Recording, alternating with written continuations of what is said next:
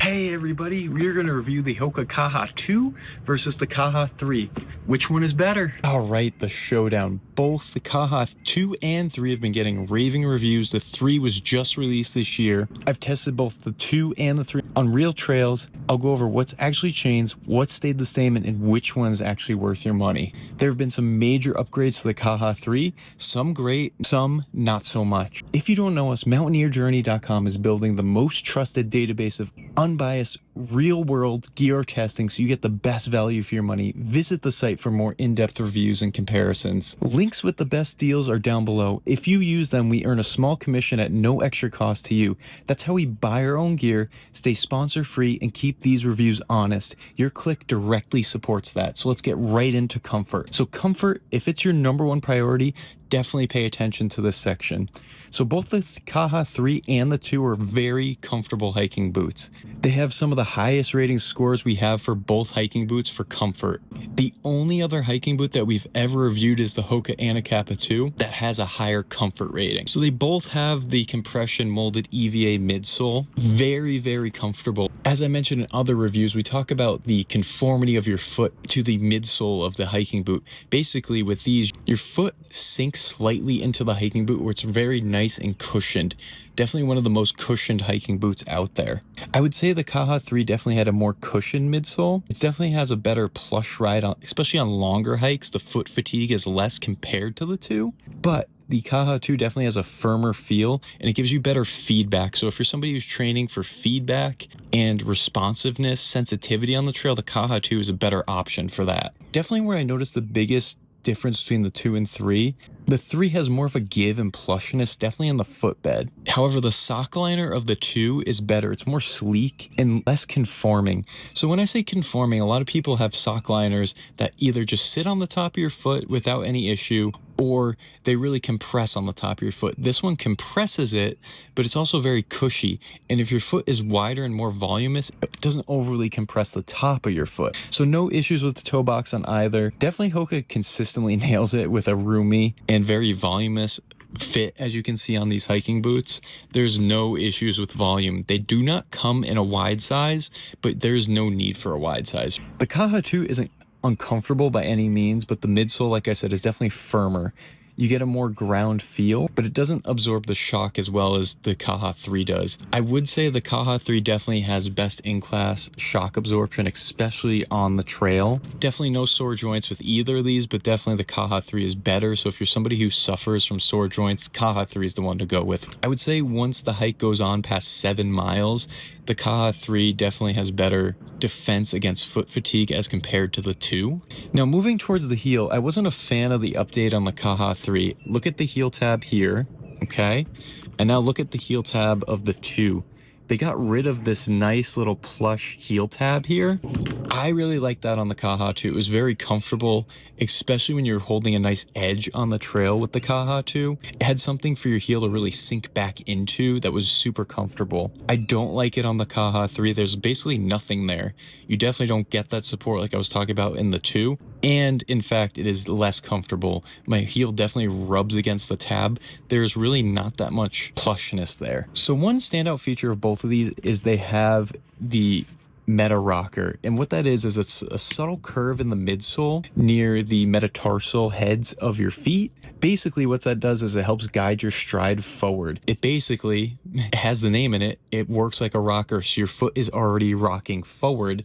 Even though these both weigh a lot, they both weighed in at 20 ounces each. It's pretty crazy that they kept the weight very consistent on both models. They are on the heavier side, but with the Hoka Meta Rocker, it makes them feel a lot lighter on the trail than they actually are, which is great. And it gives you a nice forward propulsion of your foot. Definitely a more efficient stride and just a more comfortable ride for both of them. So overall, Hoka always puts in extreme quality materials for comfort, and you cannot go wrong for either model with comfort. So I found the Kaha 2 had better heel comfort, while the 3 overall had better comfort in the midsole. So we rated the Kaha 3 comfort a score of 5 out of 5, and the Kaha 2 a score of 4.5 out of 5. So traction, definitely traction is where a lot of boots begin to start to fall short. However, with both of these, they have the Vibram outsole. It's a very effective outsole, but it's also very expensive, hence the price of these hiking boots. So I tested them both on technical terrain, mud, very steep inclines, descents, and snow. They can be trusted with heavy backpacking or even for beginner hikers with no weight on their backs whatsoever. They grip extremely well. As you take a look at the outsole of the 3 here, compare it to the 2, the lug pattern definitely is different. The lugs on the 3, there's definitely more lugs in general compared to the 2. And one small subtle factor is the 3 shaved down the lug depth to 4 millimeters while the 2 is at 5 millimeters. 5 millimeters is usually the go-to for most industry standard hiking boots. My theory why they did that is there's a higher heel stack on the Kaha 3, so that extra depth of that 1 millimeter of the lug really balanced it out for a smoother ride. Overall, heel stack doesn't matter as much for hiking boots when you compare it to trail runners, but just know that that higher heel stack in terms of hiking boots gives you a more comfortable ride and is better for shock absorption, especially in the heel area. Now, compared to the Kaha 2, it's definitely more stiff, like we said. Look at the torsional stability of this one. It's one of the best. One subtle difference of the Kaha 2 is able to shed mud easier, and I think that's because the lugs are definitely deeper and there's less of them. But overall, if you are going on any sort of technical terrain, even if you're a beginner hiker, it doesn't matter. They held up excellently for all types of terrain, wet and dry. So at the end of the day, they definitely give you solid grip where it counts. Whether you're out for a weekend hike or you're hitting tougher trails, they both have you covered. So we rated the 3 a 5 out of 5 and the 2 a 4.5 out of 5. So let's talk overall protection. This one actually surprised me. The Kaha 3 improved in a lot of areas, but the Kaha 2 still holds the edge in some key protection features. So let's break this down. The Kaha 2 definitely has a better toe cap, as you can see. I don't like how they put this protective plastic next to the rubber toe cap of the Kaha 3. There's no reason for this plastic toe cap here. As you can see on the 2, it has reinforced leather. It's definitely more than good enough for protecting against sharp rocks, objects like that. I think this extra plastic feature definitely adds to the weight of this hiking boot, and it's just unnecessary. Overall protection on the sides of the boot, they're very good for both of them. As you can see, it's got nice nubuck leather. You're not going to hit any sharp objects or anything like that that's going to pierce through these boots. They're way too thick of leather to do that. The highest peak of the ankle cuff of the Kaha 3 is 7.5 inches compared to the 2, which is about 7 inches. Not a huge difference, but I didn't have any ankle sprains or strains with both of them. This is one of the best ankle protections you can get for a hiking boot, honestly. They both have a nice tight fit. What I find with the ankle cuff in some hiking boots is somebody who has smaller calves, if your calf doesn't fully fit in here like my fist does, no matter how tight you tie it, you still have some room for your calf to move around in there, which you don't want for ankle protection. However, with these, they're so plush that it sits up against your ankle and you can get a nice tight fit. One feature the Kaha 3 has that's better is the plastic overlay on the heel. I like it more on the heel because it gives better overall protection. Like I said, on the toe box is kind of unneeded, but when you compare it to the 2, it doesn't have that nice plastic feature there. So definitely a good upgrade there. Both of them have great overall protection, but definitely the Kaha 2 knocks it out of the park. So we rated the Kaha 3 overall protection of 4 out of 5, while the Kaha 2 takes away with a 4.5 out of 5. So which one fits better? Honestly, you can't go wrong either way. I tested these both on a men's size 10.5. Neither of them comes in a wide size, like I said before, but they're extremely voluminous. The toe box is similar to both. They're about 3.3 to 3.4 inches on both of them.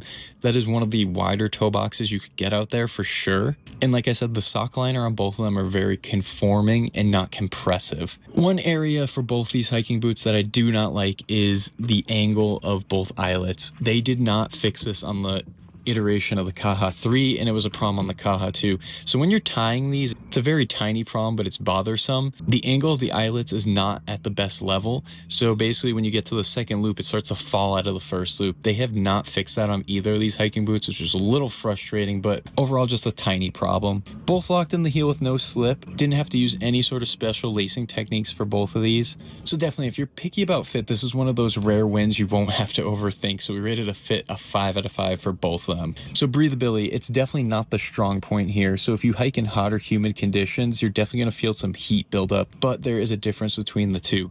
The Kaha 2 definitely has more ventilation pockets, as you can see here on the sides of the boot. The Kaha 3 is more robust and leather, which is great for overall protection, like we were saying, but it definitely doesn't have any ventilation pockets. So the Kaha 2 is definitely better for summer hiking. The thicker leather definitely cuts down on the breathability of the 3, and obviously with the waterproof membrane, it takes another hit in breathability. It's not a deal breaker. You can use it for summer hikes, but I would just wear very well ventilated socks. I usually use the Darn Tough hiking socks. However, I actually use the nice Nike ventilated socks when I wear the Kaha 3, and that definitely does make a difference in breathability. So while neither one is great for intense summer hikes, the 2 definitely has a bit more airflow. If breathability is your top concern, there are other better models out there. Actually, within the Hoka community, there is the Anacapa Breeze, which is great for summer hiking. It is not waterproof though, but is definitely one of the best summer hiking boots you can get out there. So check that out if breathability is your number one concern. So we rated the Kaha 3 a 3 out of 5 and the Kaha 2 a 3.5 out of 5. Durability. So Hoka always crafts their hiking boots and trail runners with durable, long-lasting materials, hence the price. They're very steep on the price. So there's no doubt you're getting the best bang for your buck, but it comes with that increased price tag. They both have the durable Vibram outsole. As you can see, there's been no breakdown of the lugs on either model. And I've tested, the Kaha 2, I've had this for over 80 to about 90 miles now, and there really hasn't been any breakdown. It looks great, honestly. The robust nubuck leather definitely helps. There's no scuffing of that either on either model. Overall, the midsoles have not flattened out either. So overall, they put in premium materials into these hiking boots. You're definitely getting what you pay for with that hefty price tag. So one thing I wanted to bring up about the Kaha 3, it had double stitching, which is great. A lot of hiking boots are starting to weld the materials, which cuts down on the weight, but obviously isn't great for durability at all. There are less stitching zones in the 3 compared to the 2. So why you want less stitching zones is every zone of stitching you have is a stress riser, and that can break and ruin the durability of the hiking boot. So there's barely any stitching zones on the Kaha 3 compared to the 2. However, it's both double stitched where it needs to be. It's in very strategic spots where it's not going to break down, especially in the forefoot. That's where it breaks down the most. So for durability, for the 3, we rated a 5 out of 5. The 2 gets a 4 out of 5. So which one is actually better? We rated the Kaha 3 a 9 out of 10, while the Kaha 2 got an 8.8 out of 10. That's because of the upgrades Hoka made to the 3. They're definitely one of the most comfortable. They will outlast most hiking boots on the market as well. You definitely can't go wrong on either boot. They deliver great comfort, honestly, for all-day hiking, trekking, going 10 plus miles a day. The foot fatigue is very minimal when you compare it to other hiking boots. I really love the meta rocker geometry on both boots here. Like I said, it gives you that forward propulsion, which makes up for the heavy weight of the hiking boot. They both have great stability and support. And like I said, they're going to last you an extremely long time, either boot. So let's talk about pricing. The Kaha 2, they're not currently making any more of. You have to find the scarce inventory. If you can find them, they're definitely worth it. I've seen them anywhere from $140 to $180.